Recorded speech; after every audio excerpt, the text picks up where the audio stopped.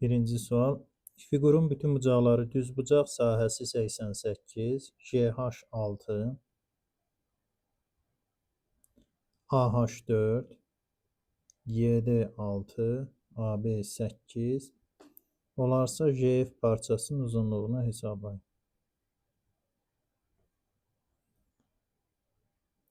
Fiqurun sahəsini hesablamaq üçün ümumi ABCD düzbucaqlısının sahəsindən S fiquru bərabərdir.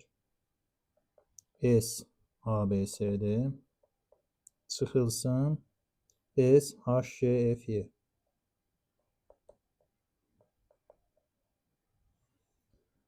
ABCD'nin sahəsi 8 vurulsun 10 üstünə gəl x çıxılsın HGFY-nin sahəsi 6 vurulsun x bərabərdir şərtə görə 88.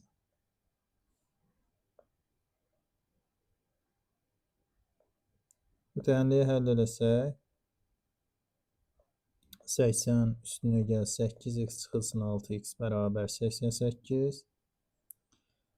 Deməli 2x buradan bərabər olar 8-ə. X-i də taparıq 4. Birinci sualda cavab olacaq C variantı. İkinci sual. Fəhlələr uzunluğu 7,5 km olan yolun 5'də 2 hissəsini birinci gün, 7,5 kilometrin 5'də 2 hissəsini 7,5'i 5'ə böləndə 1,5 2'yə vursaq 3 kilometr. Deməli birinci gün 3 kilometr asfaltlayıblar. Deməli qalıb 4,5 kilometr ikinci günə. Və qalan yolun 1/3 hissəsini ikinci gün, yəni 4,5 kilometrin 1/3 hissəsini o da eləyəcək 1,5 kilometr ikinci gün asfaltlayıblar. Yolun asfaltlanmamış hissəsinin uzunluğunu tapın. Asfaltlanmamış hissənin uzunluğunu tapmaq üçün 7,5 kilometrdən çıxarıq birinci və ikinci gün asfaltlanmış hissələrin uzunluqları. Deməli 3 kilometr, o da 1,5 kilometr, 4,5 kilometr. Bunlar da çıxsa qalır 3 kilometr. 2-də cavab olacaq A variantı. Üçüncü sual.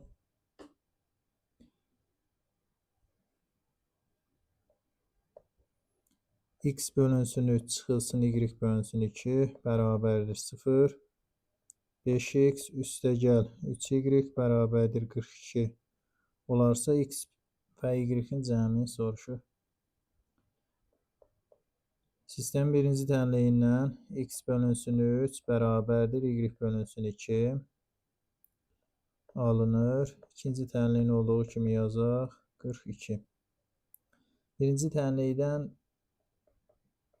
x və y-in nisbəti 3 bölünsün 2 kimi alınır.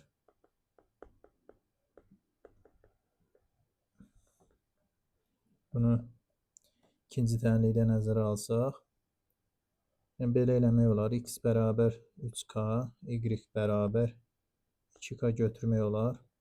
Bunu ikinci tənlikdə yerinə yazsaq, 15k üstünə gəl 6k 42'dir. 21k 42 olmağından k'nı taparıq 2. Deməli x 6, y 4 imiş. X və y-in cəmi isə 10'a bərabərdir. Üçüncü sualda düzgün cavab D variantı olacaq. Dördüncü sual. 34% 60 olan ədədin 51%-ni tapın. 34% 60 olan ədədin, yəni 60 bölünsün 34 vurulsun 100 ədədinin 51%-ni tapın. Vurulsun 51 bölünsün 100. İxtisarlara aparsaq 34 51 17-yə gedir 2 dəfə, 17-yə gedir 3 dəfə. 60 və 20-ni ixtisar aparsaq qalar 30. 33'ə vursaq 90. Dördüncü sualda düzgün cavab edəcək Y variantı. 5-ci sual. Ədədi silsilənin müsbət ədlərinin cəmini tapın. Birinci ərd 3,2, silsilə fərqi -0,3. Müsbət ədlərinin cəmini tapmamışdan qabaq neçə müsbət əddi var, onu hesablamaq lazımdır. N-ci ədd üstürün yazaq, A-ın bərabərdir. A1 üstünə gəlinsin, N çıxılsın 1, D. Bu da bərabərdir. 3,2 çıxılsın 0,3 vurulsun N-1. Şərtə görə müsbət ədləri axtarırıq. Böyükdür 0 götürüb görək neçə hədd müsbətdir. Bu bərabərsizliyi həll eləsək, deməli alarıq ki, N çıxılsın 1 kiçikdir. 3,2 bölünsün 0,3.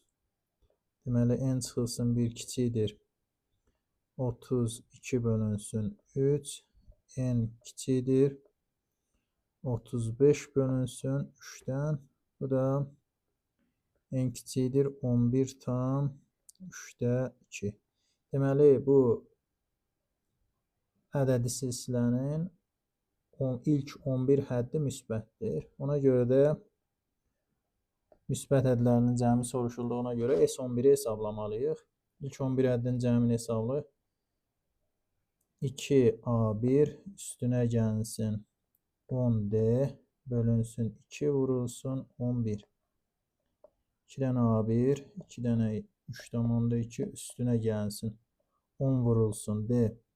D bizdə 11 D neçə idi? D 0,-0,3 bölünsün 2 vurulsun 11 bərabərdir. Hesablayaq bunu.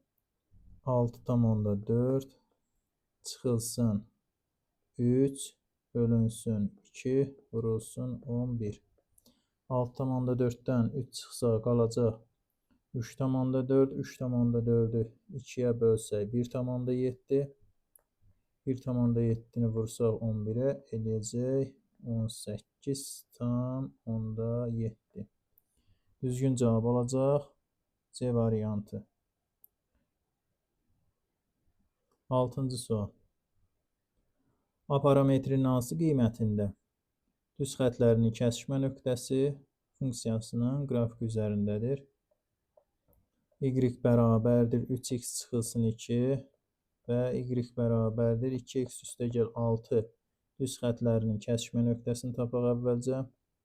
3x çıxılsın 2 bərabərdir 2x üstəgəl 6. X bərabərdir. Buradan 8 alınır.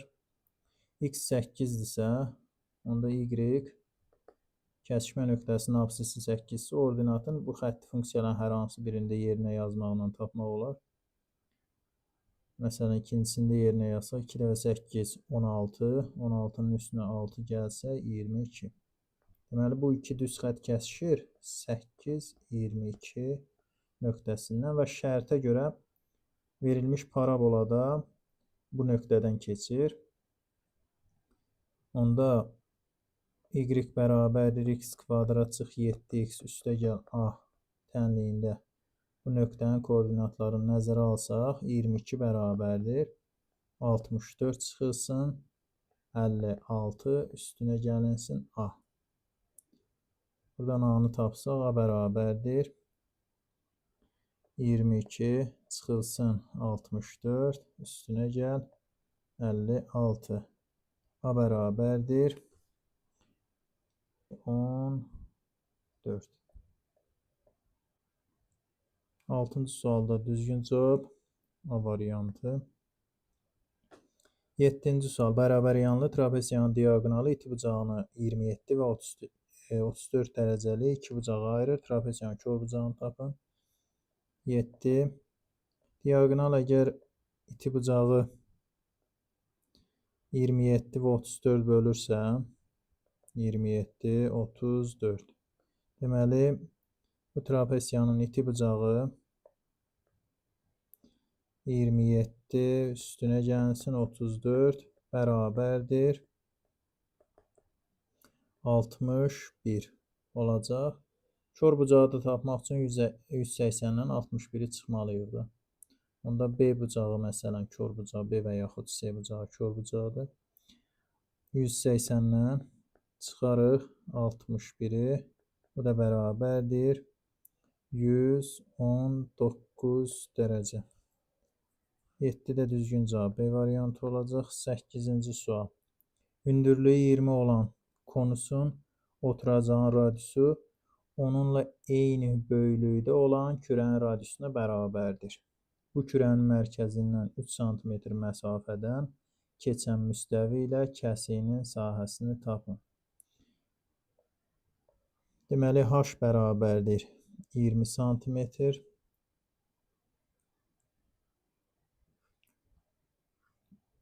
Və eyni böyüklükdə olmaq onların həzmlərinin bərabər olmağı deməkdir.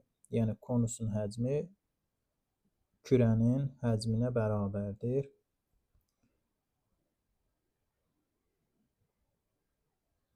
Konusun həcmi V konus bərabərdir 3/1 pi r kvadrat vurulsun h. H da 20-dir. Və kürə bərabərdir 3/4 pi r kubuna. Və şərtə görə kürənin radiusu ilə konusun oturacağı radiusu bərabərdir. Və həcmləri də eynidir. Həcmlər eynisi onda 3/20 pi r kvadrat konusun həcmi 3/4 pi r kub kürənin həcmidir. Bu bərabərlikdən deməli alarıq ki r bərabərdir 5-ə. Radius 5 tapılır. Bizdən nə soruşur? Bu kürənin mərkəzindən 3 sm məsafədə keçən müstəvi ilə kəsiyin sahəsini tapın. Kəsiyinin sahəsini tapın. Şəkli çəkək. Deməli, bu kürə. Onun mərkəzindən 3 sm məsafədə mərkəzdən 3 sm məsafədə bir kəsik var.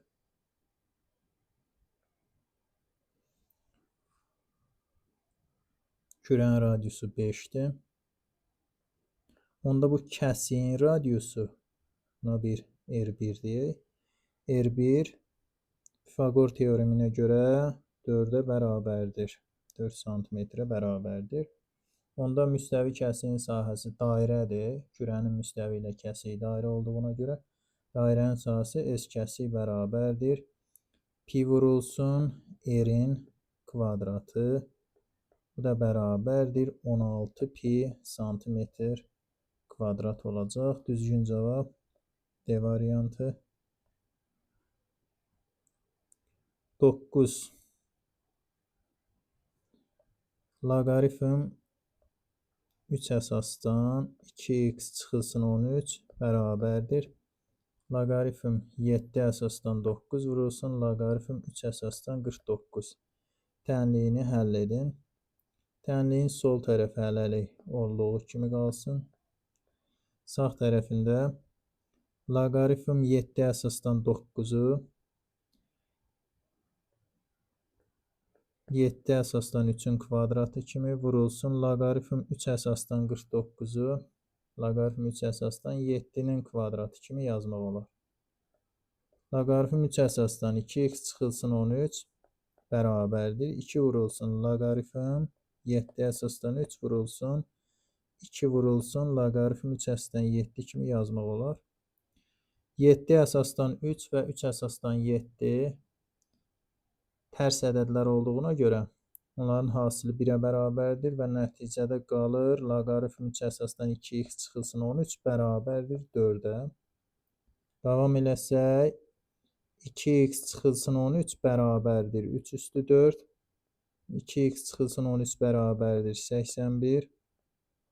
2x bərabərdir 94. X bərabərdir 47. Tənliyin kökü 47 olacaq. 9 olar Y variantı. Və bu tənlik də kənar kökdən alınmır. 10-cusu hansı funksiya azalandır? A variantına baxaq. Mənfi 5 üstü x. 5 üstü x özü artan funksiyadır. Mənfi 5 üstü x azalan funksiya olar. Azalan funksiyanın üstünə sabit ədəd əlavə olunduqda onun azalanlığı dəyişmir. Deməli, birinci variantda verilən azalan funksiyadır. İkincidə kökdə 6 çıxılsın 1 üstü x. Kök altında 6 çıxılsın 1 ədədi birdən böyük ədəd olduğuna görə əsas birdən böyük olanda funksiya artır. Üçüncüdə 3-də 2 üstü x azalan funksiyadır. Qarşısında mənfi olduğuna görə artan funksiya olacaq və artan funksiyaya sabit ədəd əlavə etdikdə onun artan olmağı dəyişmir. Ona görə də üçüncü variantdakı funksiya artan funksiyadır. Hansı funksiyanın azalan olduğu soruşulur? Yalnız birinci funksiya azalan funksiyadır. Ona görə də onda düzgün cavab A variantı olacaq. 11-ci suala baxaq. Diaqonalların sayı 9 olan düzgün çoxbucağlının 11. Diaqonallarının sayı 9 olan diaqonalların sayı n vurulsun, n çıxılsın 3, bölünsün 2. Bərabərdir 9-dur. Daxilinə çəkilmiş çevrənin radiusu 4 kök altında 3-dür. Daxilə çəkilmiş çevrənin radiusu R bərabərdir 4 kök altında 3. Xarici çəkilmiş çevrənin radiusunu tapın, böyük yeri tapmaq lazımdır. Əvvəlcə buradan çoxbucaqlının tərəflərinin sayını tapaq. N vurulsun, n çıxılsın, n kvadrat çıxılsın 3n bərabərdir 18 alırıq burada tənasübdən. N kvadrat çıxılsın 3n çıxılsın 18 bərabərdir 0. Bu tənliyin köklərini tapsaq, 1 kökü mənfi 3, 1 kökü 6-dır. Deməli, n mənfi olmadığına görə n bərabərdir 6-dır. Söhbət deməli düzgün altıbucaqlıdan gedir. Düzgün altıbucaqlının xaricinə çəkilmiş çevrənin radiusu bilirik ki, onun tərəfinə bərabərdir. Daxilinə çəkilmiş çevrənin radiusu isə tərəfinin kök altında 3 bölünsün 2 mislinə bərabərdir. Bizdə xaricə çəkilmiş çevrənin radiusu soruşulur və daxilə çəkilmiş çevrənin radiusu verilib. Daxilə çəkilmiş çevrənin radiusu 4 kök altında 3, xaricə çəkilmiş çevrənin radiusu tərəfə bərabər olduğuna görə buradan radiusu tapsaq, radius bərabər olacaq 8. Xaricə çəkilmiş çevrənin radiusunu tapsaq 8 olacaq. 11-ci sualda düzgün cavab C variantı. 12-ci suala baxaq. A mənfi B müsbət ədəd olarsa, deyir aşağıdakı münasibətlərdən hansı doğru deyil? Əvvəlcə A variantına baxaq. A variantında A çıxılsın B-nin modulu bərabərdir A-nın modulu, üstünə gəl B-nin modulu. Bu doğrudur. Çünki A çıxılsın B mənfi ədəd olduğuna görə mənfi ədədin modulu onun əksinə bərabərdir. Ona görə də bu bərabərliyin sol tərəfi olacaq B çıxılsın A. Sağ tərəfini açsaq, A-nın modulu bərabərdir A-nın əksinə, yəni mənfi A-ya. B-nin də modulu müsbət olduğuna görə özünə bərabərdir. Beləliklə, eynilik alındı A variantı. Deməli, A variantı doğrudur. B variantı da doğrudur. Ümumiyyətlə, A və B-nin bir-birindən fərqli ədədlər olduqda bu bərabərsizlik həmişə ödənir. A və B biri mənfi, biri müsbət olduğuna görə bunların cəminin modulu kiçik olacaq onların modullarının cəmindən. B variantı da doğrudur. C variantında A mənfi ədəd olarsa, bu da həmişə doğru olacaq. A mənfi ədəddirsə C variantı da ödənir. A-nın istənilən mənfi qiymətidir. Bunu yoxlamaq olar. Və yaxud belə yazmaq olar. A variantındakı kimi. A mənfi ədəddirsə onun modulu əksinə bərabərdir. Sol tərəf oldu -mənfi A üstünə gəlir 2. A çıxılsın 2-nin modulu da mənfi olduğuna görə bunu da əksinə açsaq 2 çıxılsın A olar. Yenə eynilik alındığına görə doğrudur. D variantı ümumiyyətlə həmişə doğrudur. Çünki A kvadrat üstünə gəlir 2 müsbət ədəd olduğuna görə müsbət ədədin modulu özünə bərabərdir. Səhv olan Y variantıdır. Çünki A mənfi B müsbət olduğuna görə AB hasili mənfi olacaq. Mənfi ədədin modulu onun özünə yox, əksinə bərabər olmalı idi. Burada özünə bərabər götürülür. Ona görə də 12-ci sualda yanlışı soruşur. O da Y variantındadır. 13-cü sual. 13-cü sualda 3x kvadrat üstünə gəl 38x çıxılsın 41 bərabərdir 0. Tənliyinin kiçik kökünün tam hissəsini tapın. Soruşulur.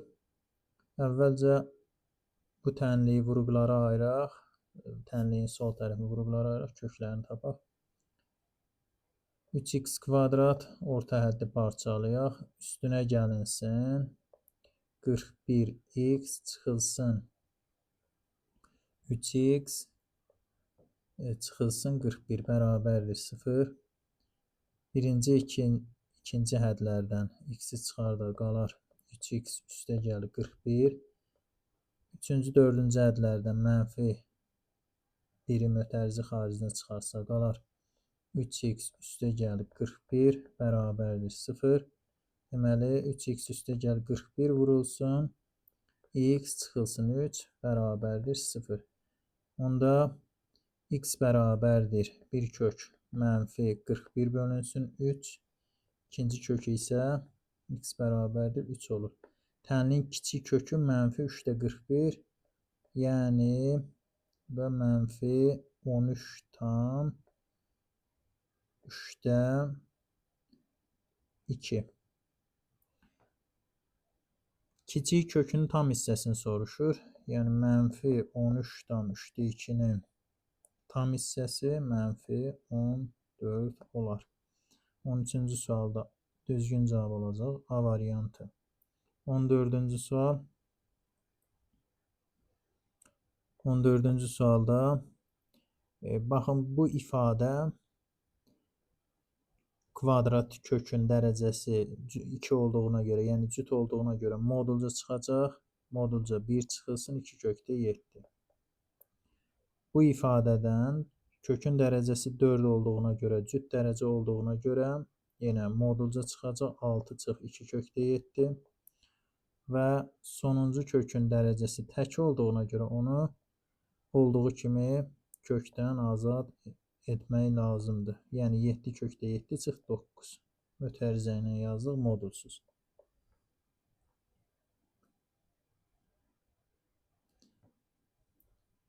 1, 2 kökdə 7-dən kiçik ədəd olduğuna görə birinci modul 2 kökdə 7 çıxılsın 1 kimi açılacaq. Keçək ikinciyə. İkinci modulda isə 6 və 2 kökdə 7-ni müqayisə eləsək, 6 kök altında 36 deməkdir. 2 kök altında 7 isə kök altında 28 deməkdir.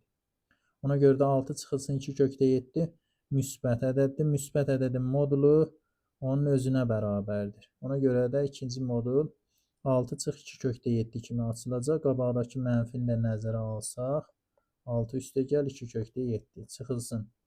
Üçüncü isə mötərizədir. Mötərizəni açsaq, kökdə 7, 7 kökdə 7 üstünə gəlsin 9 alınır.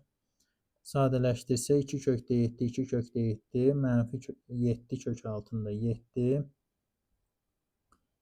Bunları bir hesablasaq eləyəcək mənfi 3 kök altında 7, mənfi 1, mənfi 6 və 9. Bunları da hesablasaq eləyəcək 2. Cavab eləyəcək 2 çıxılsın 3 kök altında 7. Yəni D variantı. 14-cü sualda D variantı olar. 15-ci funksiya. 15-ci sual cüt funksiyanı müəyyən edin soruşur. Fx bərabərdir x çıxılsın 1-in kvadratı çıx x üstəgəl 1-in kvadratı. Cüt funksiya f mənfi x bərabərdir mənfi fx. Daha doğrusu müsbət fx şərtini ödəyən funksiyadır. F mənfi x bərabərdir mənfi fx olanda isə tək funksiyadır. A variantındakı funksiyaya baxaq əvvəlcə. X-in yerinə mənfi x yazsaq, f mənfi x bərabərdir. Mənfi x çıx 1-in kvadratı çıx mənfi x üstəgəl 1-in kvadratı. Bu da bərabərdir. Mənfi x çıxılsın 1-in kvadratı x üstəgəl 1-in kvadratına bərabərdir. Çünki əks ədədlərin kvadratları bərabərdir. Mənfi x çıx 1-in əksi x üstəgəl 1-dir də. Çıxılsın mənfi x üstəgəl 1-in əksi isə x çıxılsın 1-dir. Bunun kvadratı. Deməli, burada göründüyü kimi funksiyanın özü yox, əksi alındı. Ona görə A variantında funksiya tək funksiyadır. B variantındakı funksiya ümumiyyətlə nə tək, nə cüt funksiyadır. Çünki onun surətindəki ifadə, yəni x tək, məxrəzdəki isə nə tək, nə cüt olduğuna görə funksiyanın özü də nə tək, nə cüt funksiya olacaq. Bu A və B variantı doğru deyil. C variantı surət cüt funksiyadır. Yəni buradan mənfi çıxmayacaq.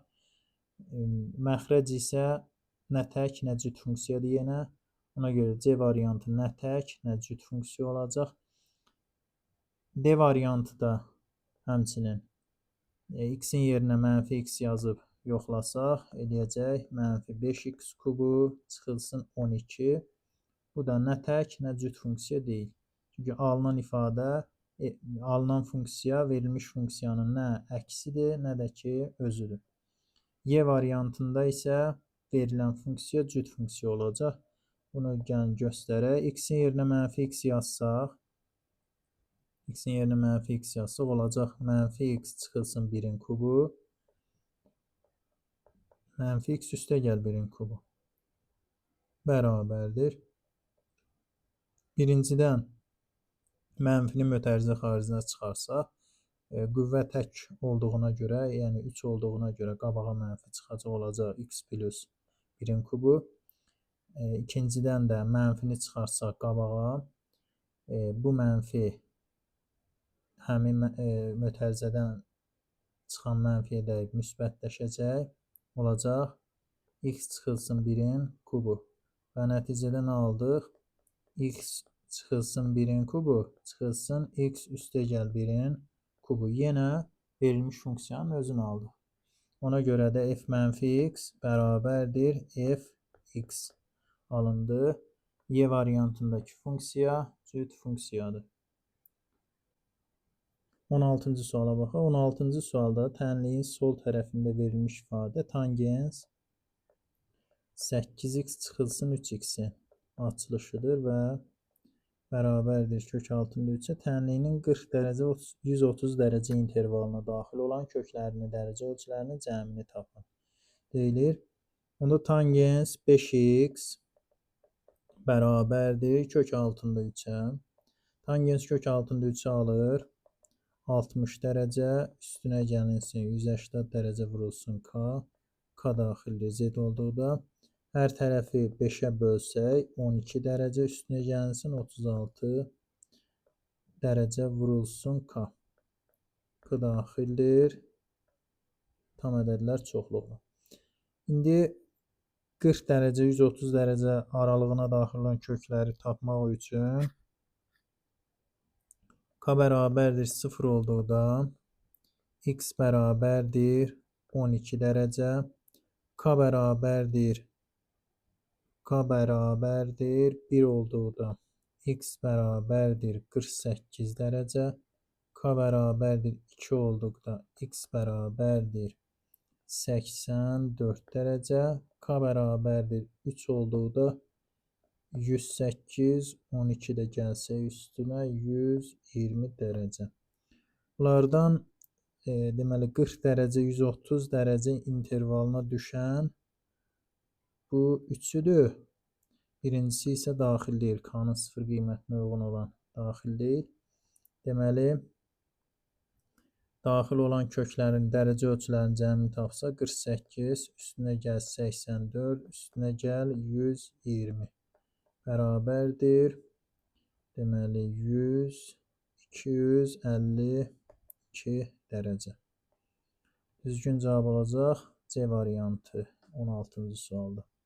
17-ci sual. İlk 30 natural ədəddən təsadüfi seçilmiş 2 ədədin hər birinin 3-ə bölünən olması hadisəsinin ehtimalını tapın.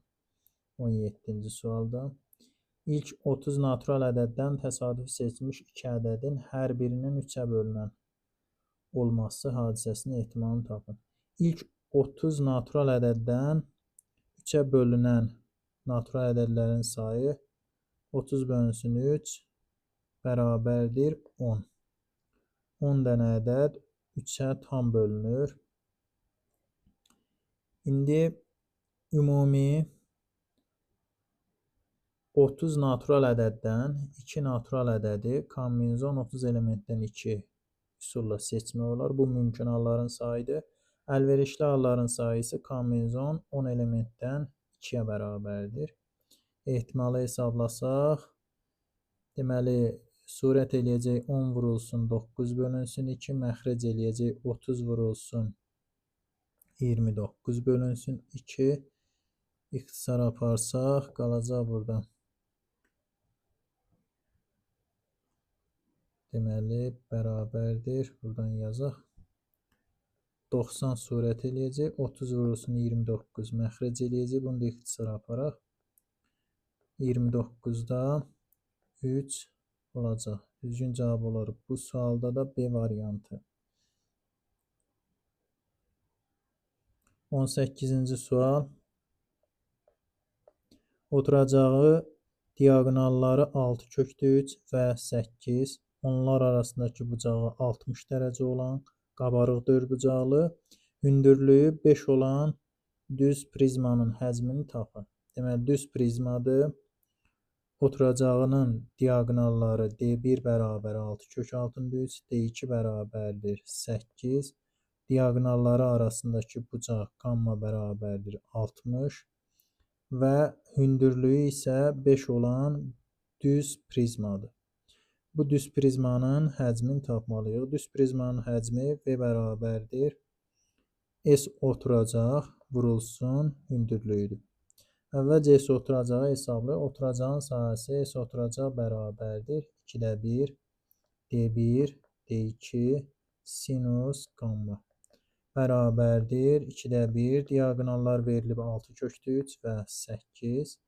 Onlar arasındakı bucağın sinusu kök altında 3 bölünsün 2 olacaq. Deməli, burada ixtisar aparsaq, bərabər olacaq. Oturacağın sahəsi 12 vur 3, 36. Oturacağın sahəsi 36-dır və hündürlük 5 olduğuna görə həcmi soruşulur. 36 vurulsun 5 bərabərdir 180 olacaq. 18-ci sualda düzgün cavab Y variantı olur. Keçək 19-cu suala. 19-cu sual limitdir. Limit x mənfi 2-yə yaxınlaşır. Surət kök altında x üstə gəl 11 çıx 3 məxrəc x kvadrat çıxılsın 4 bərabərdir.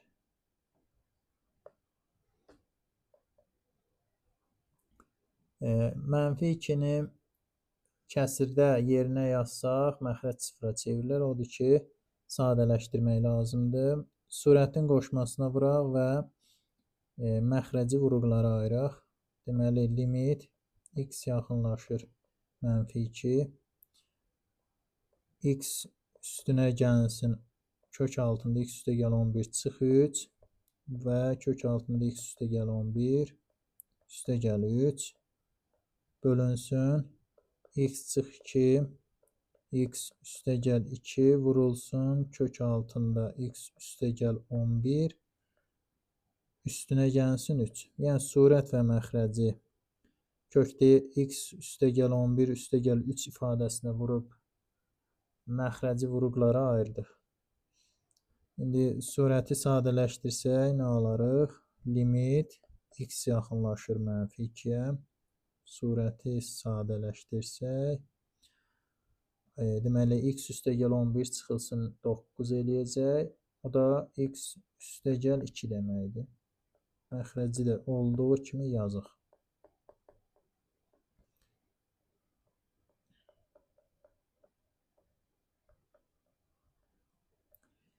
X üstəgəl 2 ixtisar gedəcək və yerdə qalan ifadənin məxrəci 0-a çevrilmir. Artıq x-in yerinə -2 yazıb hesablasaq, surət 1-dir. Məxrəcdə -4 vurulsun kök altında -2 üstəgəl 11 üstünə gəl 3. Bu da bərabərdir.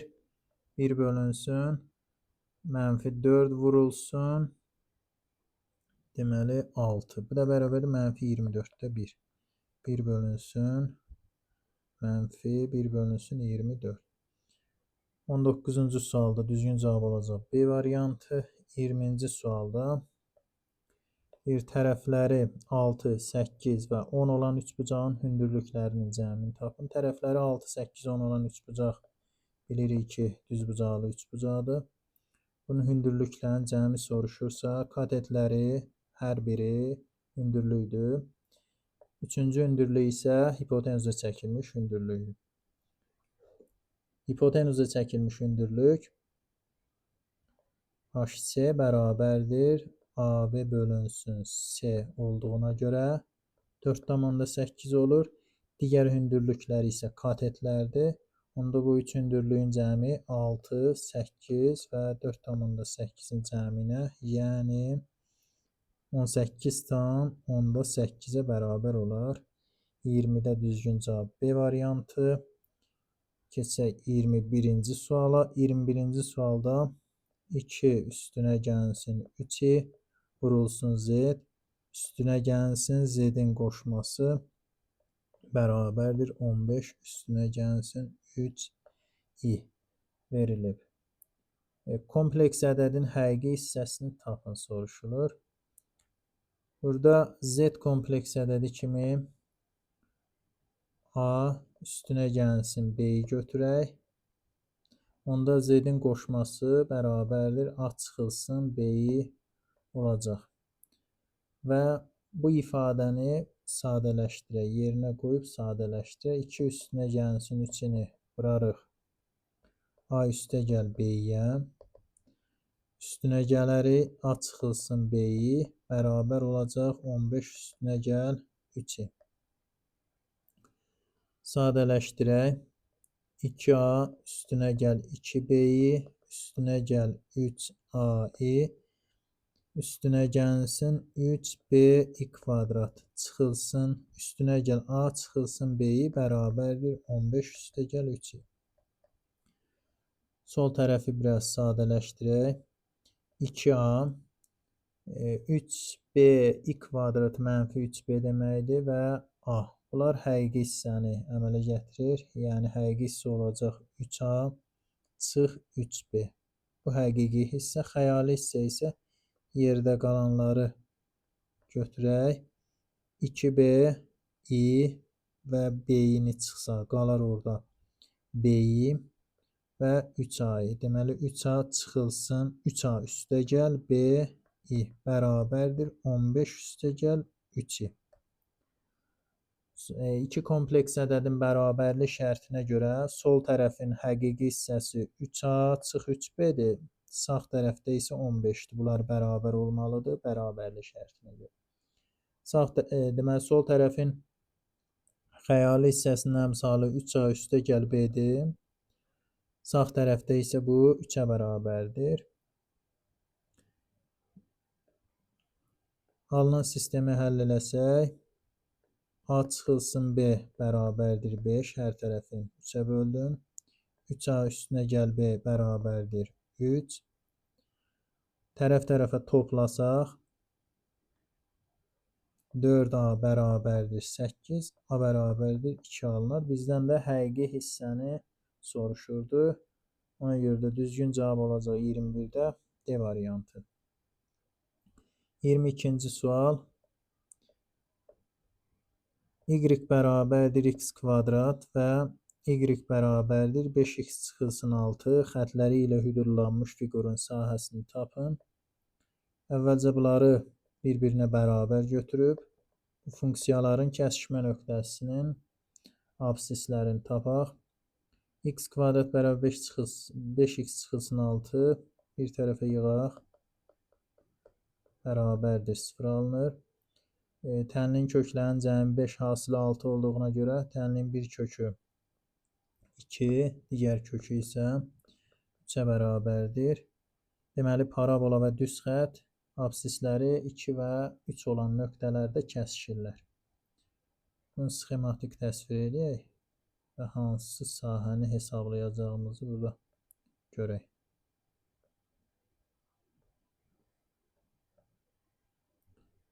X bərabərdir 2, x bərabərdir 2 bura olsun, 3 də bura. Deməli, biri x kvadrat parabolasıdır, biri x kvadrat parabolası, digəri isə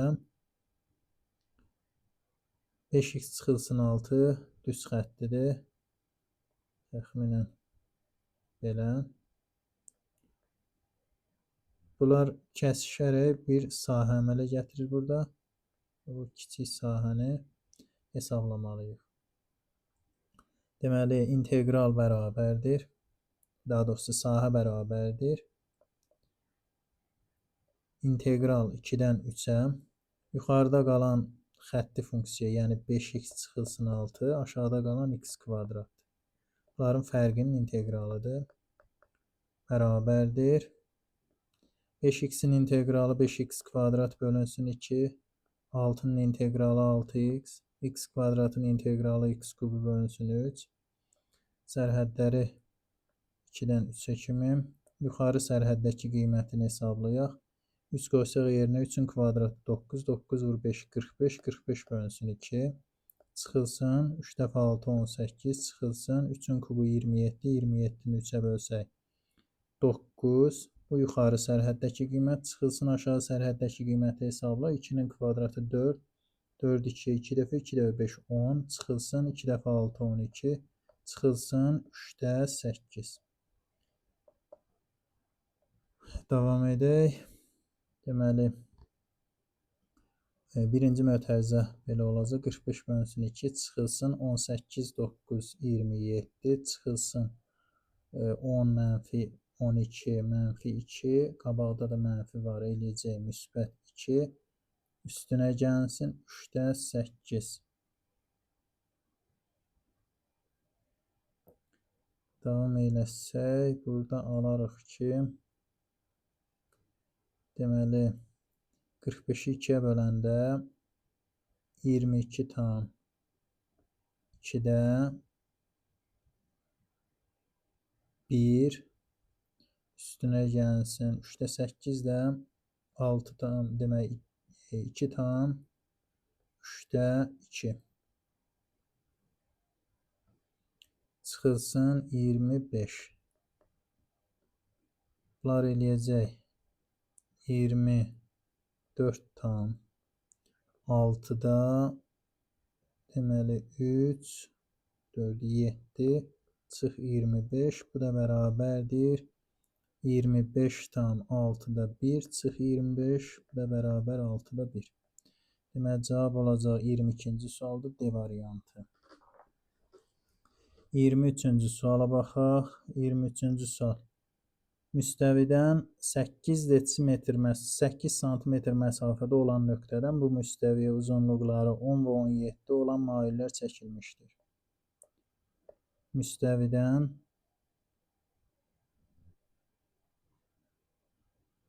8 sm olan məsafədə olan nöqtədən A nöqtəsi müstəvidən 8 sm məsafədə olsun. Müstəviyə uzunluqları 10 və 17 olan 2 mail çəkilir. Bir mailin uzunluğu 10, birinin uzunluğu isə 17-dir. 17 və 10.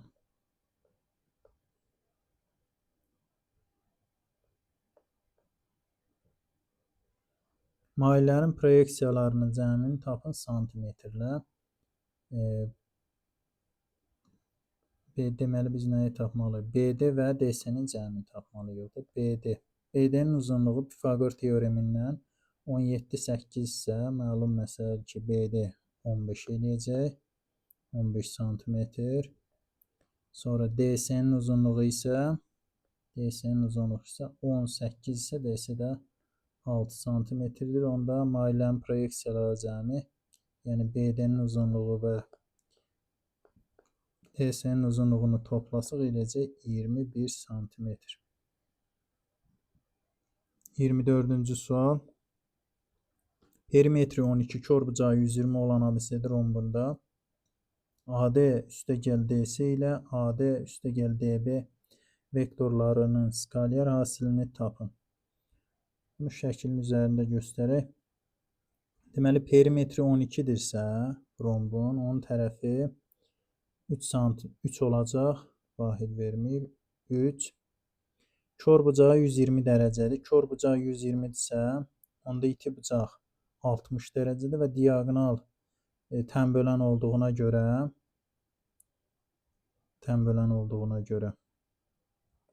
30 dərəcə böləcək.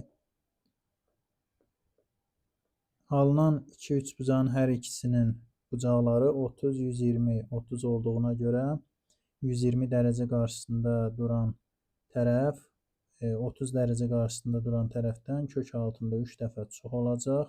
Yəni 3 kök altında 3 olacaq. İndi biz AD və DC-nin cəmi yazaq burada, AD və DC-nin cəmi bərabərdir AC vektoruna. Vektorların toplanması xassəsinə görə AD və DB-nin cəmi AB-yə bərabər olacaq vektorların toplanması qaydasına görə. Onda AC və AB vektorlarının skalyar hasili bərabər olacaq. AC vurulsun AB bərabər olacaq. AB-nin uzunluğu 3 vurulsun. AC-nin uzunluğu 3 kök altında 3 vurulsun. AB və AC arasındakı bucağın kosinusu. AB və AC arasındakı bucağın kosinusu isə kök altında 3 bölünsün 2-dir. Hesablasaq eləyəcək 27 böl 2. Bu da 13,5. 24-də cavab 13,5 olacaq. 25-ci sual. ABC üçbucağında MN AC-yə paraleldir. BM və MA 3,4 nisbətindədir. Deməli, bura 3x, bura 4x. BM-nin sahəsi 18-dir. Bu üçbucağın sahəsi 18 verilib. AMNS trapesiyasının sahəsini soruşur. Bura bir S yazaq. MN AC-yə paralel olduğuna görə uyğun bucaqlar bərabərdir və ABC üçbucağı MBN üçbucağı ilə oxşar üçbucaqdır və oxşarlıq əmsalın sahələrin nisbəti oxşarlıq əmsalının kvadratına bərabər olduğuna görə bundan istifadə edib taparıq. Yəni BM-nin sahəsinin, yəni 18-in, ABC-nin sahəsinə, yəni 18 üstəgəl S-ə nisbəti bərabərdir 3-ün 7-yə olan nisbətinin kvadratına. Buradan 18 bölünsün 18 üstəgəl S bərabərdir 9 bölünsün 49. Hər tərəfi 9-a bölsək və tənasübü açsaq, sadələşdirsək, 18 üstünə gəlinsin.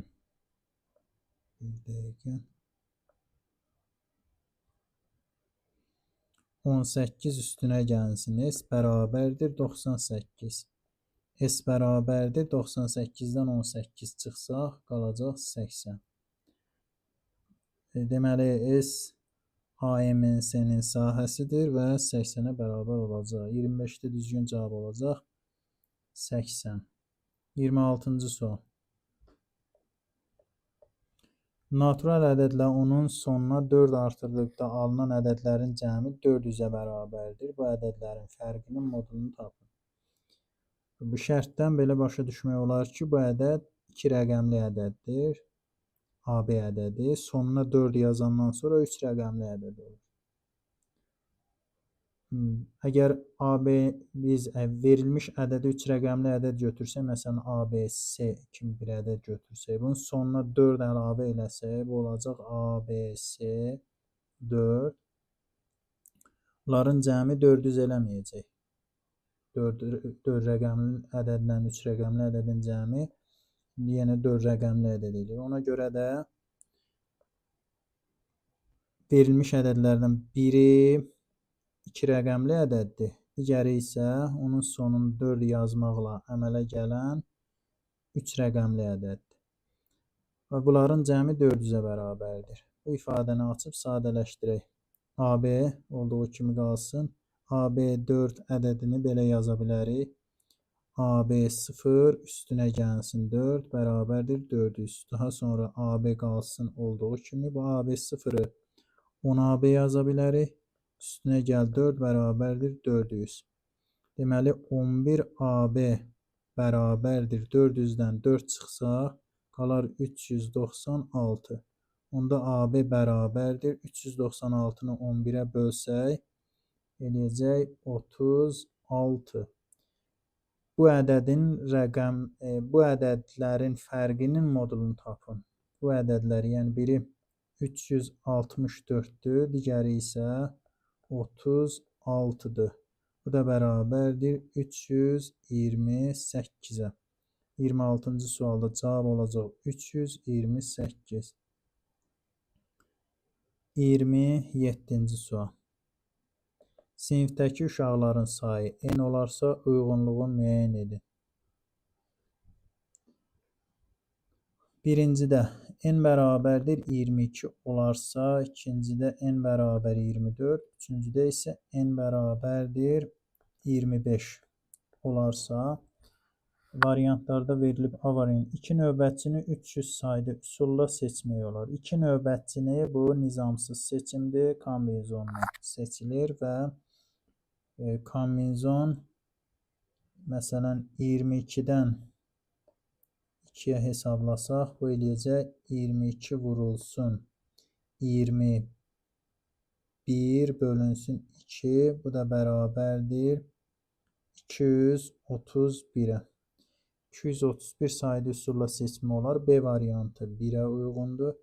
2-də hesablasaq bunu, kombinizon 24-dən 2-yə eləyəcək 24 vur 23 bölünsün 2, bu da bərabərdir 12 vurulsun 23, bu da bərabərdir 276 olacaq.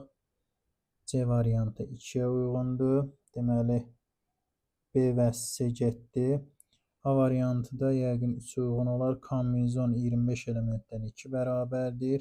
25 vurulsun 24 bölünsün 2, bu da bərabərdir 12 vur 25, bəli 300 olur. A variantı da olur 3-ə uyğun. D variantında bir sinif nümayəndəsi və bir növbətçini 900 sayda üsulla seçmək olar. Bunu hesablayaq.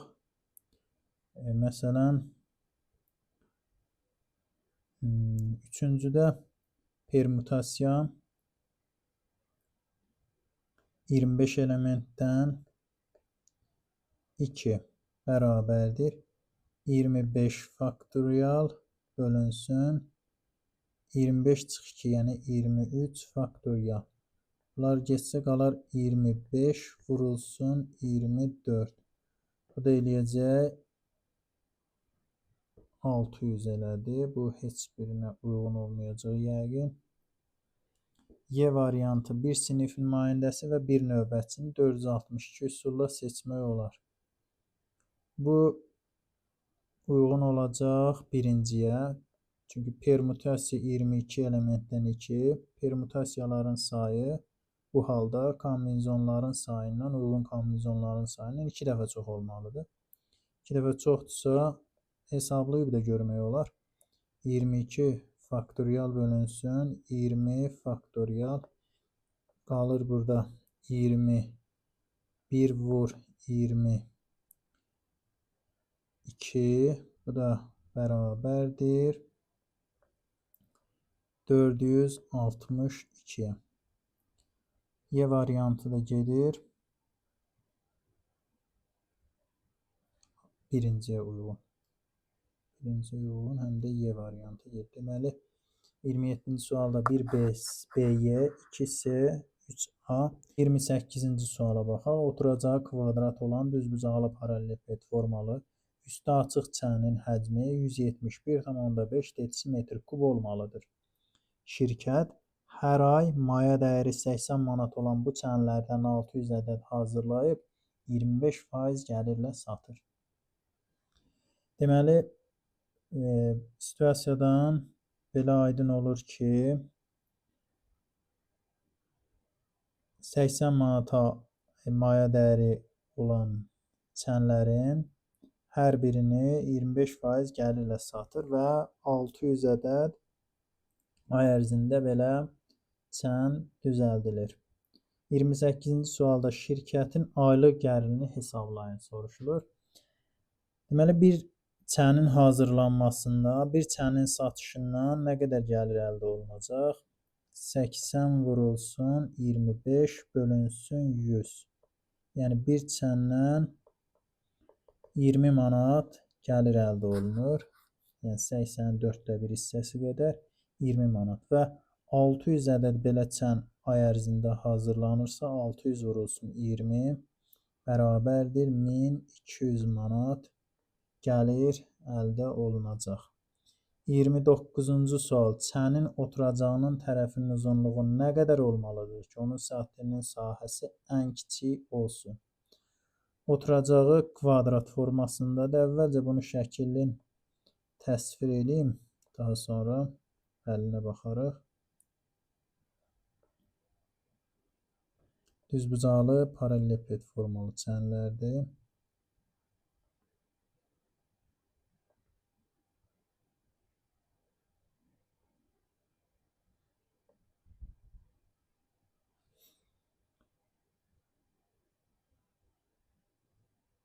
Oturacağı kvadratdır. X. Oturacağın tərəfin X götürək.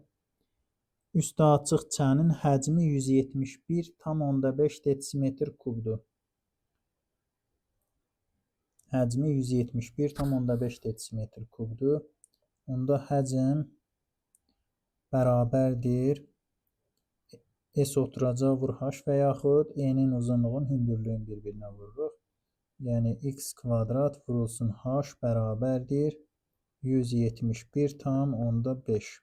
Bu da buradan H-ı tapsaq 171,5 bölünsün X kvadrat. Demək çənin hündürlüyü X ilə ifadə eləsə 171,5 bölünsün X kvadrat olur. Ağzı açıq çən dediyinə görə bunun səthinin sahəsini hesablayanda bir oturacağın sahəsinin yan səthinin üzərinə gəlməliyik. Onda yan səthinin sahəsi S yan bərabərdir P oturacaq, yəni 4x vurulsun hündürlük. Hündürlük də 171,5 bölünsün X kvadratdır. Bərabərdir. Burada x-lar aparsaq x dəfə. Bunu da hesablayaq. Deməli 20, 0, 4, 6, 4 dəfə 7, 28, 4 dəfə 1, 4, 68. 686 bölü x. Oturacağın sahəsi, bir oturacağın sahəsi x kvadratdır. Deməli, bunun səthinin sahəsi S bərabərdir 686 bölünsün x üstünə gəlsin x kvadrat olar. 29-u çənin oturacağının tərəfinin uzunluğu nə qədər olmalıdır ki, onun səthinin sahəsi ən kiçik olsun. Yəni bu funksiyanın ən kiçik qiymət alması üçün x neçə olmalıdır? Onu tapmalıyıq. Əvvəlcə funksiyanın törəməsini tapaq. S eşitdir bərabərdir mənfi 686 bölünsün x kvadrat. Üstünə gəlinsin 2x bərabərdir 0. Böhran nöqtəsini tapaq. 686 bölünsün x kvadrat bərabərdir 2x-ə. Buradan x kubu bərabərdir 343. X bərabərdir 7 alınır.